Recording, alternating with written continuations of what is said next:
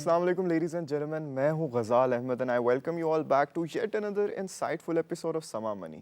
آج ہمارے ساتھ جو شخصیت موجود ہیں ان کا میرے ساتھ ایک کمرے میں ہونا بھی میرے لیے ایک انتہائی اعزاز کی بات ہے. He has been named the global man of the decade. یہ نوبل پرائز کے نامنی بھی رہ چکے ہیں اور ان کو ایشیا کا نوبل پرائز بھی مل چکا ہے. ہمارے ساتھ آج موجود ہیں اخوت فاؤنڈیشن کے چیئرمین اور بے نظیر انکم سپورٹ پروگرام کے چیئرمین ڈاکٹر امجد ثاقب. السلام علیکم سر, ویلکم ٹو دا شو. جی وعلیکم السلام غزال. So thank you so much for giving us your time. اچھا سر, آپ نے اپنا اسٹارٹ کیا ٹارٹ کے اسکول سے, آپ پڑھے ٹارٹ کے اسکول میں پڑھنے کے بعد آپ نے کنگ ایڈورڈ کالج سے MBBS کیا, MBBS بھی کیا, لیکن پھر آپ نے وہ میڈیسن کا شعبہ بھی چھوڑ دیا, پھر آپ CSS کی طرف گئے اور CSS میں ماشاءاللہ آپ نے پورے پاکستان میں ٹاپ کیا. تو سر اس پوری جرنی میں سر آپ کو کلیئرٹی نہیں مل رہی تھی, کیا تھا؟ کیونکہ پھر آپ نے CSS میں ٹاپ کرنے کے بعد بھی جب آپ CSP آفیسر بھی بن گئے تھے, پھر آپ نے اس سب کو چھوڑ کے بھی فلانتھروپی کی طرف جانے کا فیصلہ کیا. تو سر اس سارے سفر میں تھاٹ پروسیس کیا تھا؟ بڑے جلدی آپ نے بہت سارے سوال کر دیے. ہے نا سر؟ تو یعنی آپ یہ کہنا چاہتے ہیں کہ کعبے کی ہے ہوس کبھی کوئے بتاں کی ہے, مجھ کو نہیں خبر میری مٹی کہاں کی ہے. بے شک سر. تو آپ کا جو حاصل کلام تو یہی ہے. جی جی. بٹ ایسا نہیں ہے. میں نے جو کیا وہ ایک رستہ ہے, وہ ایک منزل پہ پہنچتا ہے. تو وہ اس منزل پر پہنچنے کے انسان کئی راستے دیکھتا ہے, پھر الٹیمیٹلی ڈیسائیڈ کرتا ہے کہ مجھے کون سا راستہ منتخب کرنا ہے. تو در حقیقت یہ ہے کہ تمام راستے جو ہیں وہ انسانی عظمت اور انسانیت کی بھلائی کی طرف جاتے ہیں. اگر آپ نیک نیتی سے خلوص کے ساتھ کوئی بھی شعبہ اختیار کریں, زندگی کا کوئی بھی پیشہ اختیار کریں, کوئی بھی کام کریں, تو الٹیمیٹ ڈیسٹینیشن تو ایسا ہی ہے نا کہ ایک خوبصورت معاشرے کی تشکیل. تو اس کے لیے راستے مختلف ہو سکتے ہیں. کوئی ڈاکٹر بنتا ہے, کوئی سول سروس میں جاتا ہے, کوئی دانشور ہے, کوئی کتاب لکھتا ہے, کوئی اپنی شاعری سے انقلاب برپا کرتا ہے, کوئی لوگوں کی خدمت کرتا ہے, کوئی ہسپتال بناتا ہے, اسکول کھولتا ہے. تو یہ مختلف راستے ہیں. اب انسان کا سب سے بڑا چیلنج یہ ہے کہ وہ یہ دیکھے کہ وہ کون سے راستے کا اہل ہے, یعنی اس کی صلاحیتیں کس حکمت عملی کے لیے الائنڈ ہیں. میں اگر مصور بننا چاہتا ہوں اور میں بینک میں جا کے نوکری کرنا شروع کر دوں تو وہ تضاد آ جائے گا. تو میں نے وقت کے ساتھ ساتھ یہ جانچا کہ میری بہترین صلاحیتوں کا اظہار نہ تو میڈیسن کے شعبہ میں ہوگا, نہ ہی سول سروس میں ہوگا. مجھے لوگوں کے پاس بیٹھنا اچھا لگتا ہے, مجھے دیہاتوں میں جانا اچھا لگتا ہے, مجھے ٹوٹی پھوٹی بستیوں میں, چھوٹے چھوٹے گھروں میں, جہاں لوگ مادی طور پر غریب ہیں لیکن دل کے غریب نہیں ہیں, وہ مشکلات کے باوجود ہنستے ہیں, وہ امید کا دیا روشن رکھتے ہیں, ان کی آنکھوں میں محبت کی چمک ہے اور اخلاص ہے, تو وہ مجھے لوگ اچھے لگتے ہیں. تو میں نے کہا کہ ان کے ساتھ مل کر ایک خوبصورت دنیا کی تشکیل کا خواب دیکھتے ہیں. اور پھر وہ خواب بھی دیکھا اور پھر اس کی تعبیر کے لیے بھی انہی کے توسط سے آگے بڑھنے کا فیصلہ کیا. تو یہ کوئی تضاد نہیں ہے, یہ دراصل صحیح راستے کی تلاش ہے. اب ایک دریا ہے, وہ اپنا رخ بدلتا ہے لیکن اس کا وجود برقرار رہتا ہے. تو یہ ایسے ہی ہے. تو یہی راستہ اچھا لگا اور یہی میری میلان طبع یا میری سوچ یا میری جو صلاحیت تھی اس کے مطابق تھا. تو الحمدللہ میں خوش ہوں. ماشاء اللہ سر, آپ نے خواب دیکھا اور آپ اس خواب کو پورا کرنے میں لگ تو گئے, لیکن سر CSP آفیسر بننا, specially from the background you come, تو سر وہ تو ایک انتہائی بڑی بات تھی. تو جب آپ نے وہ سب چھوڑ کے فلانتھروپی کی طرف کا رخ کیا تو سر آپ کے فرینڈز اینڈ فیملی کا کیا ریئیکشن تھا اس پہ؟ جی فرینڈز اینڈ فیملی کا وہی ریئیکشن تھا جس کی طرف آپ اشارہ کر رہے ہیں, کہ کوئی خوش نہیں تھا چند لوگوں کے سوا. لیکن بات یہ ہے کہ زندگی صرف دوسروں کی مرضی کے مطابق چلنا تو نہیں کہتے زندگی کو. زندگی کی چوائسیز تو آپ کی اپنی ہیں. بے شک. عمر میں کیا کہتے ہیں وہ منیر نیازی کے, میری ساری زندگی کو بے ثمر اس نے کیا, عمر میری تھی مگر اس کو بسر اس نے کیا. تو وہ عمر میری ہے تو مجھے ہی بسر کرنے کا فیصلہ کرنا چاہیے نا. دس از ٹو امپاورمنٹ کہ میں کیا کروں, کیونکہ میں نے جب اپنے خدا کے حضور حاضر ہو کے اپنے زندگی کے ایک ایک لمحے کا حساب دینا ہے تو میں وہاں جا کے یہ تو نہیں کہہ سکتا کہ غزال نے مجھے کہا تھا یہ کام کرو یہ کام نہ کرو، وہاں تو میں نے خود کو پیش کرنا ہے نا کسی بڑی عدالت میں، تو مجھے ہی اپنے عمل کا حساب دینا پڑے گا۔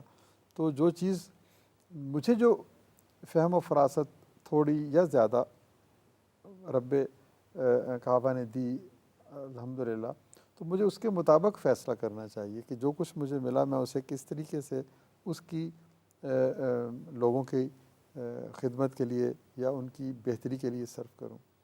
تو لوگ تو بہت سی باتیں کرتے ہیں، آپ کو پتہ ہے، لوگوں کی باتوں پر آپ جائیں گے تو پھر آپ اپنی منزل کھوٹی کریں گے۔ تو سر اس میں اخوت فاؤنڈیشن کس طرح تشکیل پیش آئی؟ جی یہی ہے نا، اخوت بھی اسی خواب کا ایک حصہ ہے۔ مطلب اخوت کا ویژن کیا ہے؟ اخوت کا ویژن ہے ایک ایسے معاشرے کی تشکیل جس میں ہر شخص کو عزت اور آبرو سے زندہ رہنے کا موقع ملے۔ اب یہ اخوت کی منزل ہے۔ اٹ گیٹس انسپیریشن فرام مواقعات مدینہ، نبی پاک صلی اللہ علیہ وآلہ وسلم کی تعلیمات سے۔ سبحان اللہ۔ تو پھر جب یہ خواب بنا، ایک ویژن سامنے آئی، تو پھر اس ویژن کو اچیو کرنے کے لیے آپ ایک حکمت عملی بناتے ہیں۔ آپ اسکول کھول کے بھی یہ کام کر سکتے ہیں، آپ ہسپتال کھول کے بھی یہ کام کر سکتے ہیں، آپ سول سروس میں رہتے ہوئے بھی ایسا کام کر سکتے ہیں، آپ میڈیا میں رہتے ہوئے یہی کام کر رہے ہیں۔ یعنی ہم سب لوگ ایک اچھے معاشرے کی تشکیل کے لیے اپنا کردار ادا کر رہے ہیں۔ تو ہم نے پھر جب مزید سوچا، ہم نے کہا کہ ایک ایسا کام کریں جو کسی نے نہیں کیا، لوگوں کو قرضے دیں اور بغیر سود کے دیں۔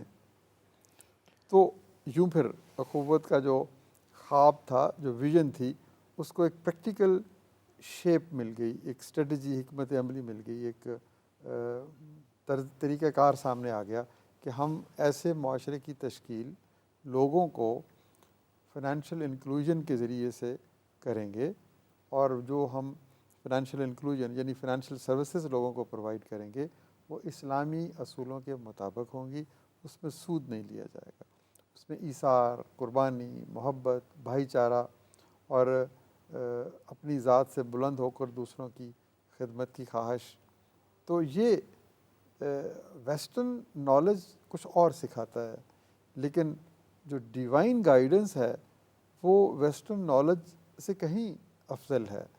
تو ڈیوائن گائیڈنس تو یہی ہے نا کہ انسان کو یہ سوچنا ہے کہ میں نے زندگی کیوں ملی اور مجھے اسے کیسے بسر کرنا ہے۔ تو وہ ساری چیزیں اخوت تک پہنچنے کا راستہ بنی، اور اخوت پھر لوگوں کے دکھ اور درد کو دور کرنے کی کوشش کا راستہ بنی، اور وہ راستہ پھر ہمیں آپ کے پاس بھی لے آیا۔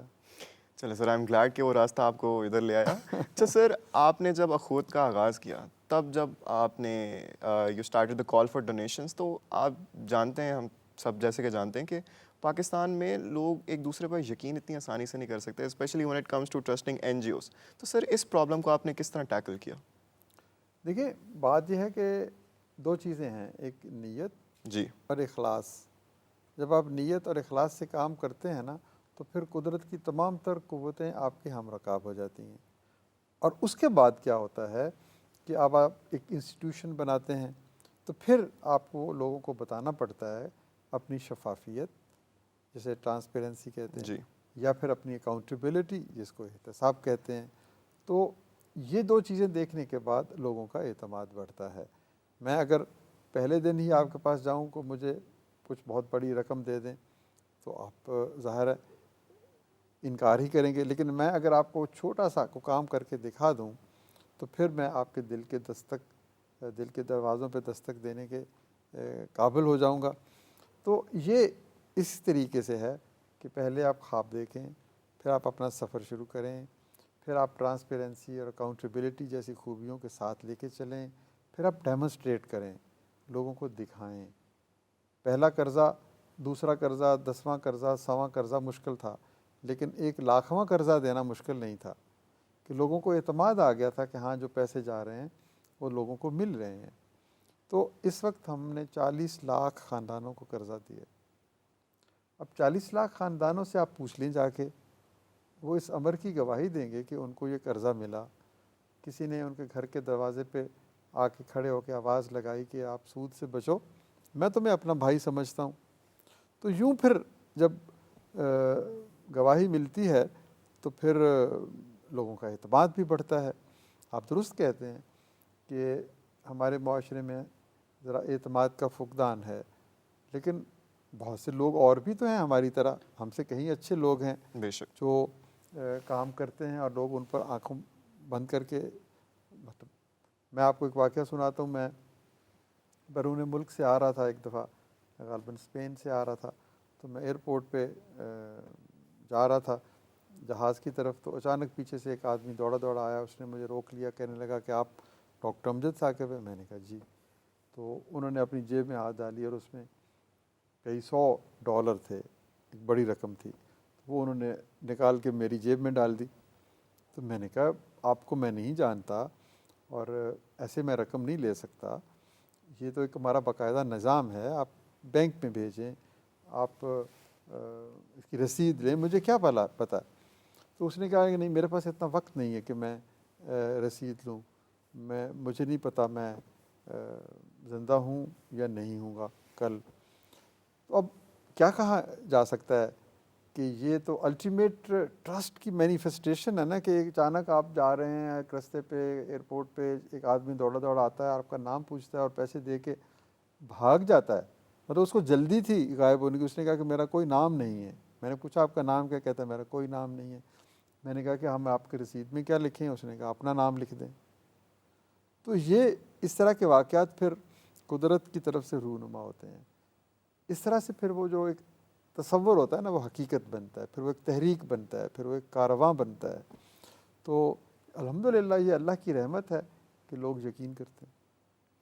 اچھا sir, Akhuwat is a pretty big organisation now ماشاء اللہ. تو سر ایسے کون سے میجرز ہیں جن کو آپ یوٹیلائز کرتے ہیں ٹو میک شیور کہ آرگنائزیشن میں ٹرانسپیرنسی اور اکاؤنٹیبلٹی رہے؟ جو آپ نے سوال پوچھا اس کا جواب یہی ہے کہ اس میں جتنی بہتری آتی چلی جائے گی اتنا زیادہ اعتماد بڑھتا چلا جائے گا، اتنا زیادہ قدرت آپ پہ مہربان ہوتی چلی جائے گی، اتنا زیادہ یہ دشت و بیابان جو ہیں یہ آپ کے لیے راستہ دیتے چلے جائیں گے. اچھا سر، اخوت کو اب بہت زیادہ سال ہو چکے ہیں، تو واٹ وڈ یو سے کہ اخوت کی کیا کنٹریبیوشن رہی ہے پاکستان کی اکانومی میں؟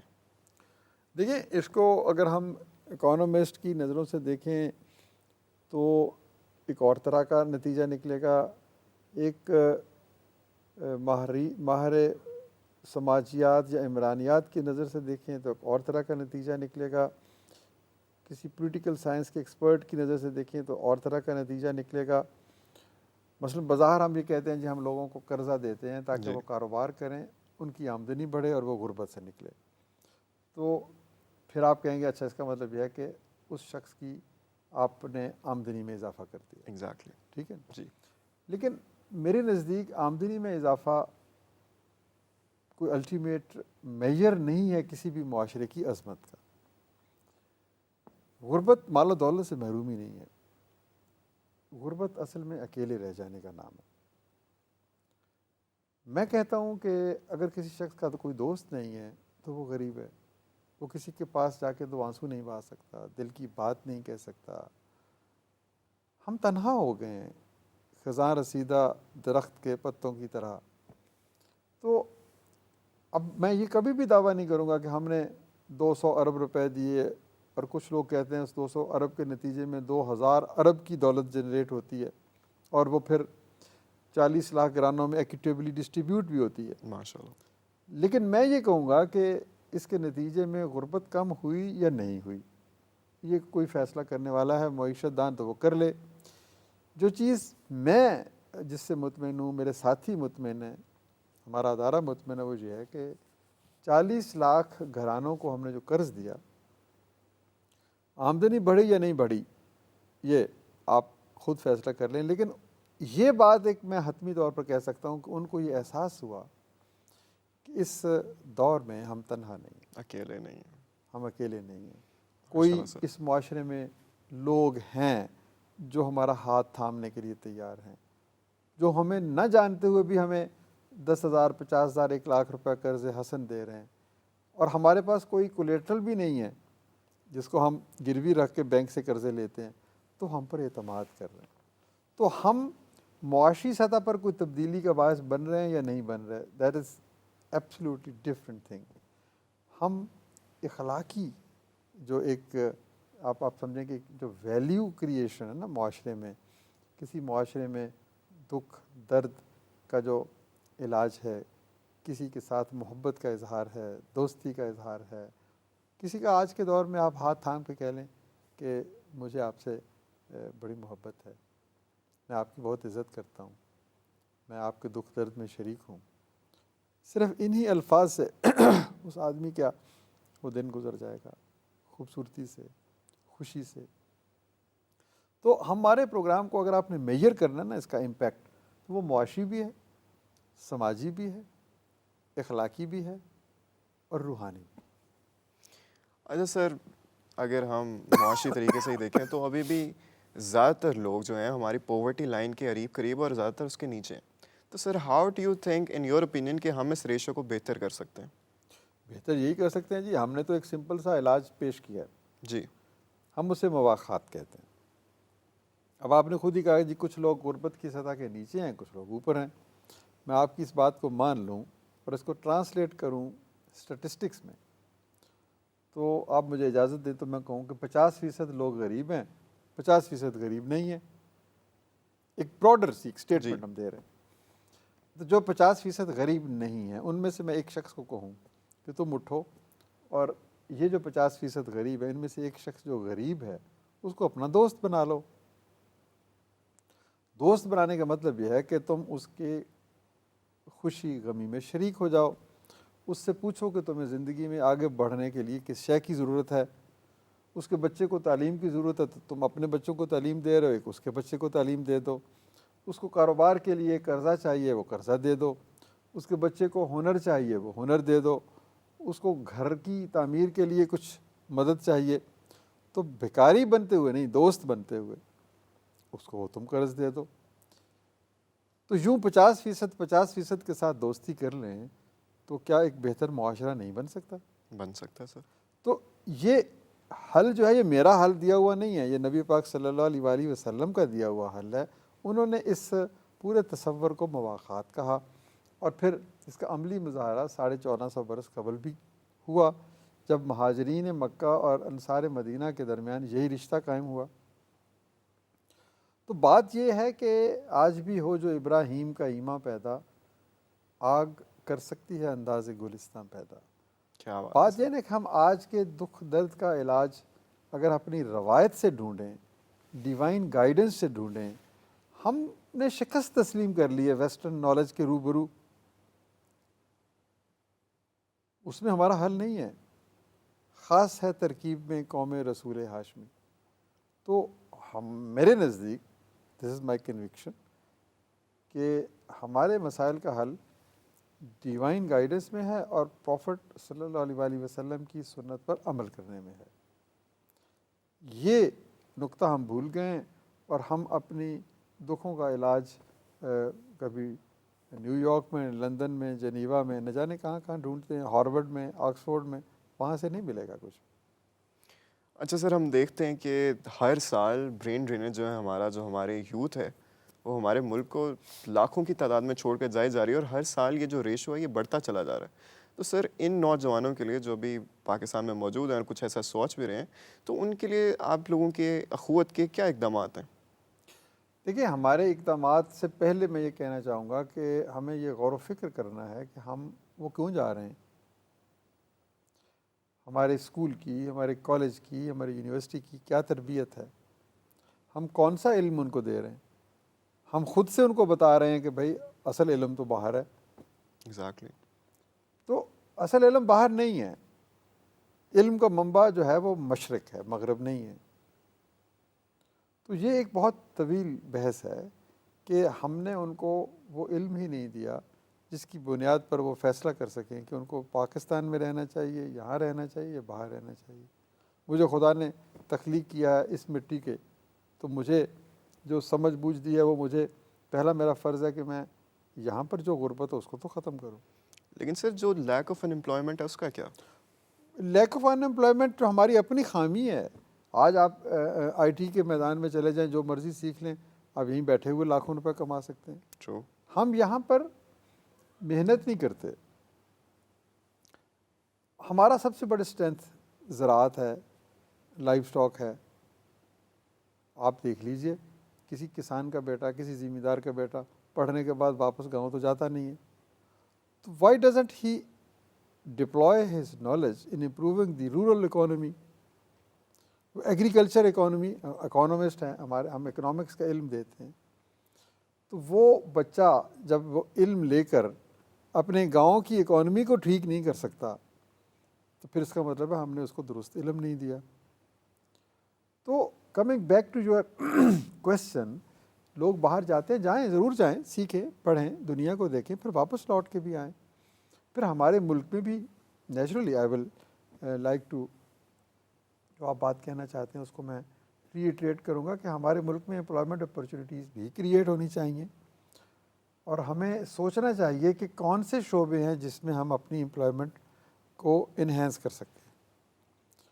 بے پناہ شعبے ہیں, لائف سٹاک ہے, فشریز ہے, مطلب اس ملک کو اتنا بڑا سمندر ملا ہوا ہے, وہاں پر آپ پر جا کر کتنی امپلائمنٹ اپرچونیٹیز کریٹ کر سکتے ہیں.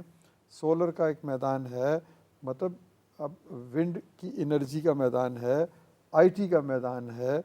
آپ ادھر چلے جائیں نردرن ایریاز میں, وہاں پر آپ پھل اگائیں, ان کو آپ پروسیس کریں, آپ دنیا بھر میں اس کو ایکسپورٹ کریں.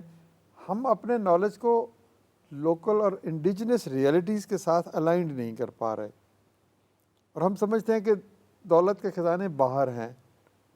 تو باہر جا کر ایک تیسرے درجے کا شہری بن کے زندہ رہنا اور یہ سمجھنا کہ مجھے بیسک حقوق مل رہے ہیں, یہ ایک فیلیسی ہے. تو میں تو نہیں رہنا چاہوں گا کسی ایسے ملک میں جس میں مجھے دوسرے تیسرے درجے کا شہری سمجھا جائے, محض اس لیے کہ مجھے کچھ بنیادی حقوق مل رہے ہیں. الٹیمیٹ آبجیکٹو زندگی میں کیا ہے؟ اس وقت کے لیے تیاری جب ہمیں خدا کے حضور پیش ہونا ہے. کیا میں نے زندگی میں صرف پیسہ کمانے کے لیے آیا ہوں, گھر بنانے کے لیے آیا ہوں, میں اپنی آسانیاں تلاش کرنے کے لیے آیا ہوں؟ تو یہ بڑے مشکل سوال ہیں جن کا جواب سوچنے کے لیے بڑا تدبر چاہیے. آپ سوچیں, غور و فکر کریں. میں خود ان سوالوں کی جواب ڈھونڈ رہا ہوں, اور ایک شعر سنا دیتا ہوں میں آپ کو. سنائیں سر. کہ کچھ سمجھ کر ہی ہوا ہوں موج دریا کا حریف. واہ. کچھ سمجھ کر ہی ہوا ہوں موج دریا کا حریف, ورنہ میں بھی جانتا ہوں عافیت ساحل میں ہے. سبحان اللہ سر, میں آپ کی اب شعر و میں آئی شاعری سے ہوپ کہ بہت آپ امپریس سمجھ ہو گیا گیا. ہوں نہیں گے نہیں کہ سر, سمجھ گیا میں. عافیت ساحل میں ہے, مجھے بھی پتہ ہے, لیکن اس کے باوجود زندگی تقاضا کرتی ہے کہ میں اس موج بلاخیز کا مقابلہ تو کروں. سر آئی ایم مائنڈ بلون. اچھا سر, بہت زیادہ لوگ ونڈر بھی کرتے ہیں کہ آپ جتنی بڑی آرگنائزیشن چلاتے ہیں اس کے مارکیٹنگ میں, اس کے کیمپینز رن کرنے میں a lot of cost is required. تو سر what exactly is your source of income? ہمارا سورس آف انکم سب سے پہلے تو ہماری اپنی جیسے کہتے ہیں ہمت, توانائی, جوش, جذبہ, کمٹمنٹ, اور یہ پختہ یقین ہے کہ ہم صحیح کام کر رہے ہیں. دس از ٹرو. کسی بھی ادارے کا ایسٹ یہ ہوتا ہے کہ یقین, مطلب اقبال کیا کہتے ہیں, یقین محکم عمل پہ ہم, محبت فاتح عالم, جہاد زندگانی میں یہی قوموں کی شمشیریں. یقین محکم, you must have a faith کہ whatever you are doing is right. عمل, یو مسٹ ایکٹ, صرف الفاظ تو نہیں نا. اور پھر محبت فاتح عالم کا مطلب یہ کمپیشن, یا محبت کے معنی ہے دوسروں کے ساتھ ہمدردی. تو اگر آپ کو اپنی منزل پہ, اپنے فلسفہ پہ, اپنے کام پہ یقین ہو, اور آپ صبح و شام اس کے لیے وقف کر چکے ہوں, اسے عشق کا رتبہ دے چکے ہوں, عمل کر رہے ہوں, اور پھر آپ ایک لارجر کانٹیکسٹ میں ایثار, ہمدردی, درگزر, محبت, تحمل جیسے جو خوبیوں سے متصف ہوں, تو this is your way to success. باقی جو ہے ریسورسز فالو پیشن, یاد رکھیے اس بات کو. اگر آپ جنون کی بیماری لاحق ہے نا تو ریسورسز خود ہی آ جائیں گے. بے شک. جب ہم نے یہ سفر کیا تو ہمارے اور ہمارے دوستوں کے پاس 10,000 روپے تھے. آج ہم 200 ارب روپے سے زیادہ کی رقم قرض کی صورت میں الحمدللہ پیش کر چکے ہیں, اور ایک پاکستان کی سب سے بڑی بغیر فیس کے یونیورسٹی بنا چکے ہیں. پھر بہت سارے اور کام بھی ہمارے ساتھ چل رہے ہیں. خواجہ سراؤں کا ایک پروگرام ہے, پاکستان کا سب سے بڑا کلوتھ بینک ہے, 40 لاکھ جوڑے ہم آپ جیسے آپ نے کتنے خوبصورت کپڑے پہنے ہوئے ہیں. Thank you sir. جب یہ تھوڑے سے پرانے ہو جائیں گے تو ہم آپ کو کہیں گے کہ آپ ہمیں دے دیں. آپ کے یہ پرانے کپڑے کسی کے نئے کپڑے بن جائیں گے. تو اس طرح سے ہم نے لوگوں کو موٹیویٹ کر کے 40 لاکھ جوڑے اکٹھے کر کے پیش کیے ہیں. تو یہ وسائل جو ہیں اس دھرتی پہ جو کچھ رب ہے وہ رب کا ہے, اور جو رب کا ہے وہ سب کا ہے. بے شک. تو وسائل کی کوئی کمی تو نہیں. سر جو ساری کیمپینز ہوتی ہیں, جو مارکیٹنگ کیمپینز ہم ڈیجیٹل بھی دیکھتے ہیں, یہ سب جو ہوتے ہیں ان کی کاسٹ کیا ڈونیشن سے ہی یہ کور ہوتی ہیں؟ ڈونیشن ہے نیچرلی. مطلب دیکھیں نا, آپ نیکی کا کام کرتے ہوئے ظاہر ہے اس کی تشہیر تو لازمی ہے. آج کل کے دور میں مارکیٹنگ کے بغیر, لوگوں کو بتائے بغیر آپ چھپ کے نیکی کریں, یہ تو خود قرآن کہتا ہے چھپ کے بھی کرو اور دکھا کے بھی کرو. تو وہ دکھا کے کرنے کا مقصد یہی ہے نا کہ آپ لوگوں کو اس طرف مائل کریں. اگر چائے بیچنے کے لیے اشتہار دیا جا سکتا ہے تو کسی بچے کے علم کے حصول کے لیے پیسے اکٹھے کرنے کے لیے آپ کیوں نہیں اشتہار دے سکتے؟ مطلب اس تصور کو بھی ہمیں بدلنا ہے کہ اگر کسی بھی شے کی تشہیر ہو سکتی ہے تو نیکی کی تشہیر تو اور زیادہ ضروری ہے, بے شک. تاکہ لوگوں کو آپ اس طرف مائل کریں. تو یہ marketing is a challenge, it's an expensive thing, but obviously اگر آپ ہمیں 100 روپے دیں گے تو ہم 2 روپے اگر مارکیٹنگ میں لگا دیں جس کے نتیجے میں 100 روپے اور مل جائے, تو کیا آپ کہیں گے کہ یہ غلط ہے؟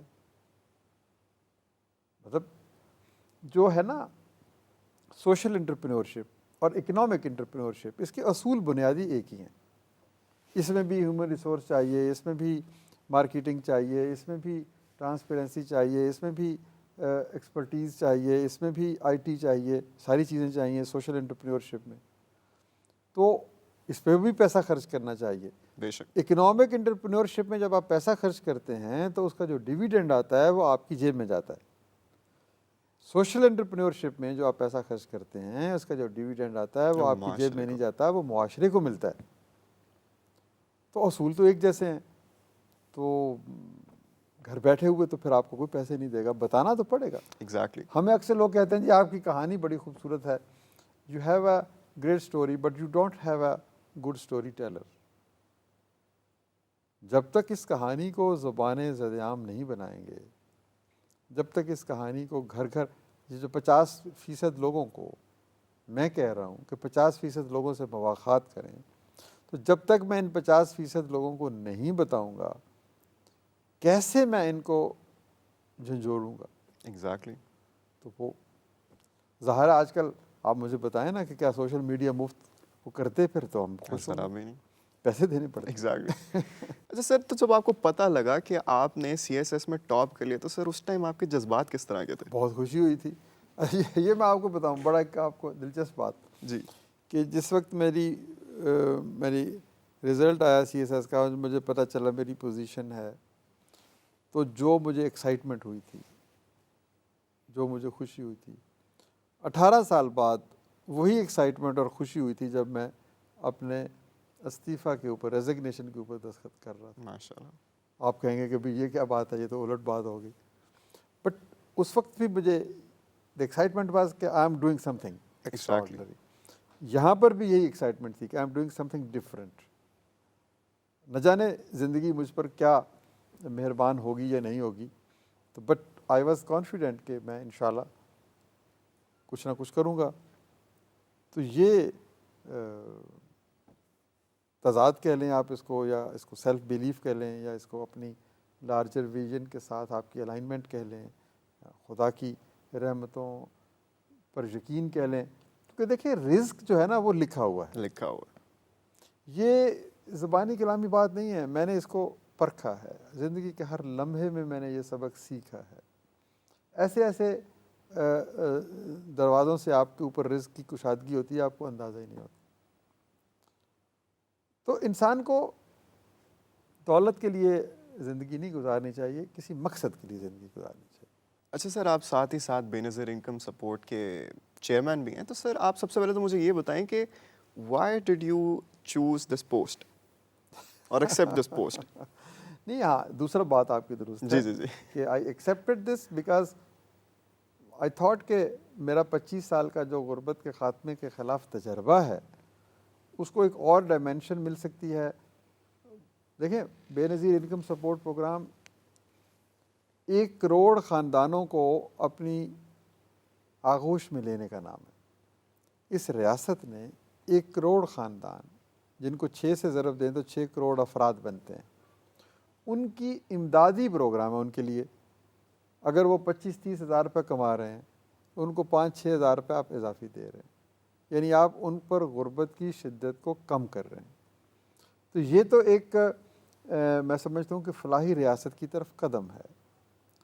اب پھر میں سمجھتا ہوں کہ شاید میں ود آل ہیوملٹی میں یہ عرض کر رہا ہوں کہ اپنے دوسرے تجربات کی روشنی میں اس پروگرام میں بہتری لا سکیں، اس پروگرام سے لوگوں کی عزت نفس اگر مجروح ہوتی ہے تو اس کا خاتمہ کر سکیں، اور لوگوں کو خود انحصاری کی طرف مائل کر سکیں کہ بھئی ایک خاص وقفے کے لیے یا عرصہ کے لیے تو آپ یہ امداد لیں، لیکن آپ سوچیں کہ ایک وقت میں آپ کو امداد دینے والا بننا ہے، یعنی لینے والے سے دینے والا بننا۔ کسی بھی معاشرے میں کی عظمت اسی میں ہے نا کہ وہاں پر لینے والے کم ہوں، دینے والے زیادہ ہوں۔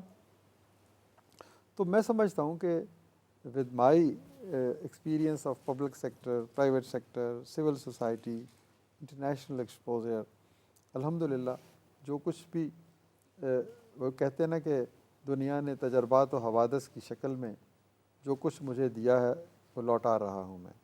تو یہ جو کچھ مجھے ملا ہے اس کو لوٹانے کے لیے ایک واسٹ پلیٹ فارم آپ کو مل جائے، اور آپ اپنی کچھ نہ کچھ کنٹریبیوشن کر کے اس کو اور زیادہ ریلیونٹ ٹو دی ریئلٹیز بنا دیں، تو یہ ہے کچھ سوچیں۔ میں کوئی نہ میرے پاس کوئی جھنڈا ہے، نہ کوئی میری ایسی پروٹوکول ہے، تو اس لیے اس میں آئے ہیں کہ کچھ اور نیکی ہو جائے۔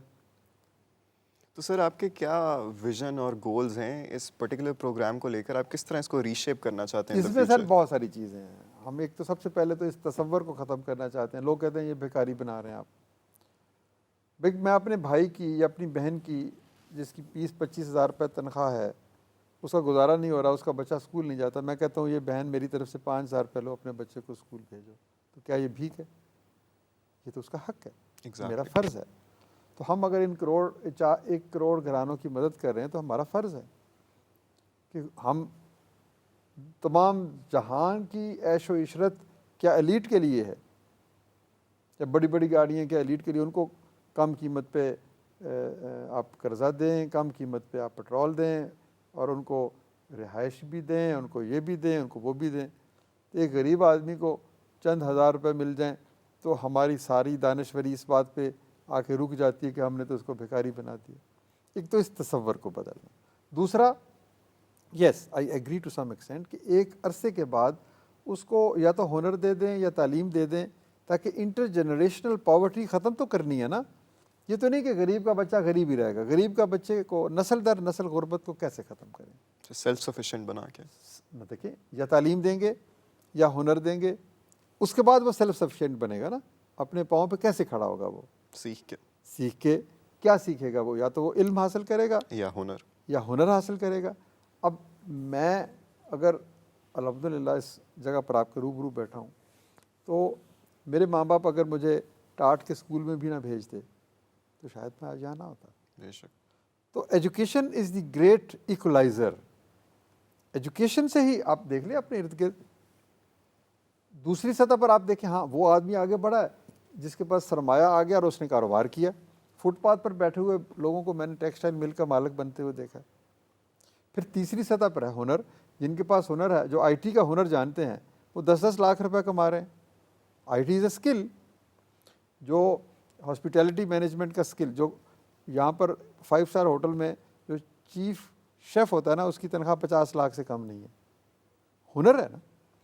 تو 3 چیزیں ہیں، علم، اسکل اور ہنر، اور یہ سرمایہ۔ تو ہم اس پروگرام میں ان 3 چیزوں کو ایمبیڈ کرنا چاہیں گے تاکہ یہ لوگ لینے والے سے دینے والا بن سکے۔ تو بہت سارے اور چیز بھی کام بھی ہیں، وہ کبھی تفصیلاً اس موضوع پہ گفتگو کریں کہ کیسے ہم نے اس پروگرام میں جو بیوائیں ہیں ان کی کیسے مدد کرنی ہے، جو آرفنز ہیں ان کی کیسے مدد کرنی ہے، جو معذور ہیں, چل پھر نہیں سکتے, ان کی مدد کیسے کرنی ہے, جو اولڈ ایج سٹیزنز ہیں, 60-70 سال کے ہیں, کوئی بیٹا نہیں, کوئی اور نہیں, ان کی کیسے مدد کرنی ہے. کسی بھی معاشرے کی بڑائی کا اندازہ اگر آپ نے کرنا ہو نا, تو وہاں پر بڑی بڑی عمارتوں یا بڑی بڑی سڑکوں سے نہیں کرتے, اس عمر سے کرتے ہیں کہ وہاں پر سب سے کمزور طبقوں کے ساتھ کیا سلوک ہوتا ہے. جی سر, میرا ایک اور سوال اسی پروگرام سے متعلق کہ سر ہم نے اوور دا ایئرس دیکھا ہے کہ اس پروگرام میں بہت زیادہ فلاز بھی رہے ہیں, بہت زیادہ اسکیم بھی ہوتے رہے ہیں اور بہت زیادہ فراڈ بھی ہوا ہے. Sir officials have been taken out the money for themselves. تو سر آپ نے کس طرح آ کر اشور کیا ہے کہ اس پروگرام میں بھی اکاؤنٹیبلٹی اور ٹرانسپیرنسی کا خیال رکھا دیکھیے, اب 3 ہفتوں میں تو میں یہ نہیں کہہ سکتا, ابھی تو میں Future goals, سیکھ sir. رہا ہوں نا. بات یہ ہے کہ وہ پرانا تصور, اس میں اب تبدیلی ہونی چاہیے. میری اب تک کی جو تحقیق ہے اس کے مطابق مور دین 90% جو ہمارا ڈیٹا ہے نا, جی یا even I can claim to the extent of 95% وہ درست ہے. وہ جو پرانی غلطیاں تھیں کہ جی بہت سارے وہ لوگ جو کھاتے پیتے گھرانوں سے تعلق رکھتے تھے, ان کے نام بھی اس میں تھے, وہ تقریباً ختم ہو گئی ہیں یا ہو رہی ہیں. تو یہ بہت بڑی ایک میں سمجھتا ہوں اچیومنٹ ہے کہ یہ جو ڈیٹا ہے اس کو اب ورلڈ بینک نے بھی تسلیم کیا ہے, UN ایجنسیز نے بھی تسلیم کیا ہے, بین الاقوامی اداروں نے بھی تسلیم کیا ہے کہ یہ جو ڈیٹا ہے اس کی کریڈیبلٹی کے اوپر ہمیں اعتماد ہے, یعنی یہ درست ڈیٹا ہے. اب اگر یہ 1 کروڑ گھرانے واقعی مستحق ہیں تو اگلا مرحلہ یہ ہے کہ ان 1 کروڑوں کو حکومت جو مدد دے رہی ہے تو اس مواخات کے اصول کے تحت جو خوشحال 1 کروڑ گھرانے ہیں وہ کیوں نہیں مدد دیتے, وہ کیوں نہیں اپنا بھائی بناتے, وہ کیوں نہیں ان کے بچے کو علم دیتے, وہ کیوں نہیں ان کو ہنر دیتے. اجتماعی ذمہ داری سے بڑھ کر انفرادی ذمہ داری بھی تو ہے نا. معاشروں سے تو پوچھا جائے گا کسی اور کانٹیکسٹ میں, کیا فرد سے نہیں پوچھا جائے گا کہ اس کو جو کچھ اس دنیا میں ملا وہ کیوں آیا تھا, اس نے اس کو کیسے استعمال کیا. تو یہ ساری چیزیں ہم انکارپوریٹ کریں گے اس تصور میں کہ اس میں حکومت بھی مدد دے. آپ بھی فار ایگزامپل میں آپ کو کہتا ہوں, آپ یقیناً زکوٰۃ دیتے ہوں گے یا کسی کی مدد کرتے ہوں گے, تو میں آپ سے یہ کہوں کہ آپ 4-5 ہزار روپے جو مہینے کی دیتے ہیں, میرے پاس کریڈیبل ڈیٹا ہے, ہو سکتا ہے آپ جس کو دے رہے ہوں فقیر جو بازار میں کھڑا ہے وہ اس کا مستحق نہ ہو. Why don't you give us through us. میں آپ کو وہ لسٹ دیتا ہوں جو مستحق لوگ ہیں, آپ خود ویریفائی کر لیں, ان میں سے ایک بچے کو پڑھانا شروع کر دیں. تو وہی پلان کہ صرف حکومت کے ذمے نہ رہے, یہ فرد کے ذمے بھی آئے. تو ہو سکتا ہے ایک وقت ایسا آئے کہ یہ جو 471 ارب روپے کی رقم حکومت کے توسط سے جا رہی ہے, یہ لوگوں کے توسط سے آنی شروع ہو جائے. انشاءاللہ سر. جب ہماری کریڈیبلٹی آپ کے سامنے آئے گی. لوگ حکومت کے اداروں پہ اعتماد کم کرتے ہیں نا, وہی لوگ جو اخوت کو دیتے ہیں, الخدمت کو دیتے ہیں, سیلانی کو دیتے ہیں, کتنے ادارے اور ہیں, انڈس اسپتال کو دیتے ہیں, وہی لوگ حکومت کے اس ادارے کو کیوں نہیں دیتے. اس لیے نہیں دیتے نا کہ ان کو کریڈیبلٹی کا گیپ ہے. تو یہ گیپ آپ فل کر دیں تو آپ کا ٹیکس کی ریشو بھی بڑھ جائے گی, اور آپ کا یہ بے نظیر انکم سپورٹ پروگرام یہ عوام کے دسترس میں چلا جائے گا کہ خواص اس میں آئیں گے اور عوام کی مدد کریں گے.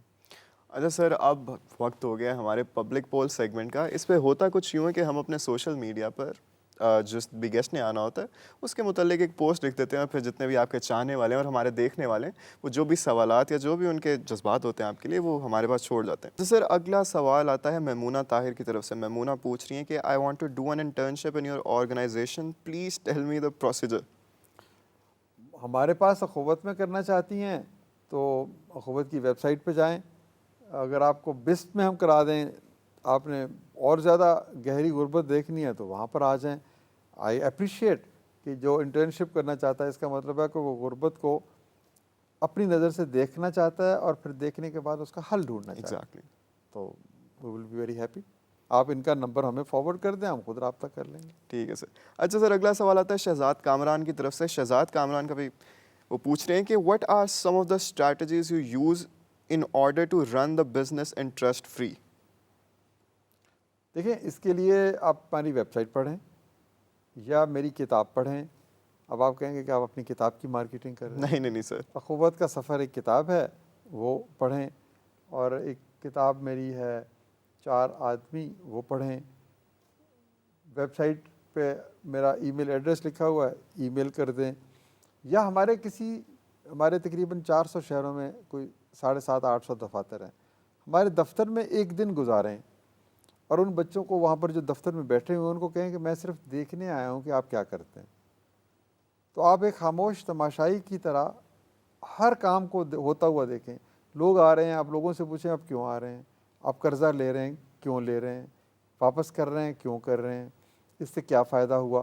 تو ایک دن میں ہی آپ کو تمام سوالوں کے جواب مل جائیں گے, اور وہ جواب زیادہ اتھینٹک سمجھے جائیں گے کیونکہ وہ ان لوگوں کے جواب ہوں گے جو فیلڈ میں بیٹھے ہوئے ہیں, یا وہ لوگ جو قرض لے کے کاروبار کر رہے ہیں. میری زبانی تو میں تو یہی کہوں گا نا, سب اچھا ہے. تو آپ ایک دن ہمارے دفتر میں گزاریں, صرف ایک دن زندگی کا, وہ آپ کی زندگی کو بدل دے گا. چلیں شہزاد, آپ جس بھی شہر میں رہتے ہیں آپ نے بس ایک دن جانا ہے اخوت کے آفس میں اور جا کے آپ نے پورا دن وہاں پہ گزارنا ہے. اچھا سر, اگلا سوال آتا ہے بیا ہاشم کی طرف سے. بیا ہاشم پوچھ رہی ہیں کہ سی ایس پی آفیسر کو انکریج کرنے کے لیے اور پروڈکٹیوٹی کو بڑھانے کے لیے کیا انیشیٹوز ہونے چاہیے؟ دیکھیں یہ اور سارے لیڈرشپ کے انیشیٹو ہے نا. لیڈرشپ کیا ہے, مطلب لیڈرشپ کی جو ٹریڈس کیا ہیں.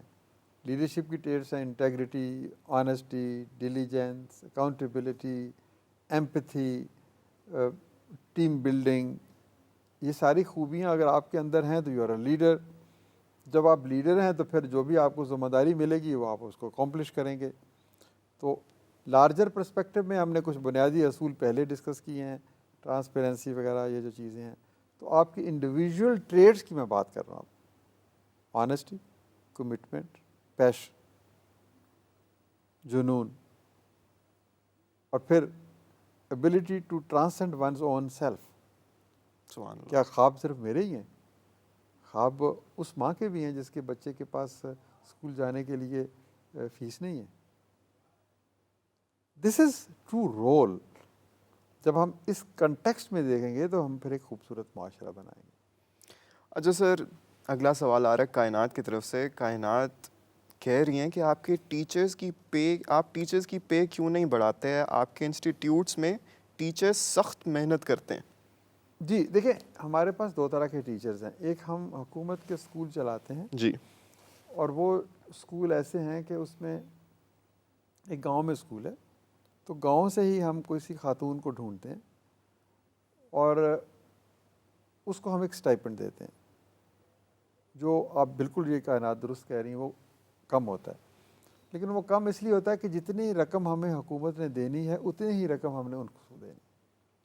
تو اس میں ہمارے پاس تو وہ ریسورسز نہیں ہے کہ ہم اس کی بڑھا. وہ ماڈل ہی یہی ہے کہ وہ اسکول ہوگا, مقامی سطح سے کسی بچی کو وہاں پر بھرتی کیا جائے گا, اس کا آنے جانے کا خرچہ بچے گا, اس کا ٹائم بچے گا. بٹ یہ جسٹیفیکیشن نہیں ہے کم سیلری کی, بہرحال اس کو ملنے چاہیے. اور یہ جو اسکول ہم نہیں چلا رہے, بہت ساری اور ادارے بھی چلا رہے ہیں, بہت ساری اور این جی اوز بھی چلا رہی ہیں. تو اس کی سیلری کم ہونے کی وجہ میں نے آپ کو بتا دی ہے کہ جو حکومت سے ہمیں ملے گا وہی ہم اس کو سیلری کے طور پر آگے دیں. چلیں sir, that was it for the public poll segment. امید کرتا ہوں آپ سب کو آپ کے جتنے بھی سوالات تھے ان کا جواب مل گیا ہو. اور باقی جو بھی دیکھ رہے کوئی, اگر آپ بھی ہمارے ساتھ ہمارے شو کا حصہ بننا چاہتے ہیں تو do not forget to follow us all over social media. آپ کو لنک ساری ڈسکرپشن میں مل جائیں گی. اچھا سر, آپ کا بہت بہت شکریہ ہمیں ٹائم دینے کا. لیکن just to wrap things up, کوئی ایک میسج جو آپ اپنے چاہنے والوں کو اور جتنے بھی ینگ اسپائرنگ انٹرپرینورز ہیں ان کو دینا چاہیں تو؟ میسج ایک ہی ہے کہ سب سے پہلے خواب دیکھیں اور پھر اپنے آپ کو اس خواب کی تعبیر کے لیے وقف کر دیں. زندگی دوسرا موقع نہیں دیتی. جو کرنا ہے, آپ چاہیں تو 8 گھنٹے سوشل میڈیا پہ ضائع کر سکتے ہیں, آپ چاہیں تو 8 گھنٹے یا تعلیم حاصل کر سکتے ہیں یا کسی ہسپتال میں جا کے لوگوں کی خدمت کر سکتے ہیں. Choice is yours. لیکن ایک چیز یاد رکھیے کہ ایک وقت کے بعد آپ کو اس وقت کی قیمت ادا کرنی. تو خواب دیکھیں, وقف کریں اور پھر ان خوابوں میں کسی اور کے خواب کو بھی شامل کر لیں. کسی اور کا بچہ, کسی اور ماں کی آنکھوں سے ٹپکتے ہوئے آنسو، کسی اور شخص کا گھر جو بارش سے گر گیا، کیا صرف خوشیاں میری ہی لیے؟ اور یہ وہ چند سوال ہیں، سوالوں سے جواب خود آپ ڈھونڈیں، میرے پاس ان کا جواب نہیں ہے۔ چلیں سر، شکریہ آپ کا بہت بہت کہ آج آپ نے ہمیں وقت دیا، اور آپ سب کا بھی شکریہ ہمیں دیکھنے کا۔ بس پھر خواب دیکھیں اور اپنے خوابوں میں دوسروں کے خواب بھی شامل کریں، اور بس محنت کریں، ڈٹے رہیں، لگے رہیں، اور موسٹ امپورٹنٹلی دیکھتے رہیں سما منی۔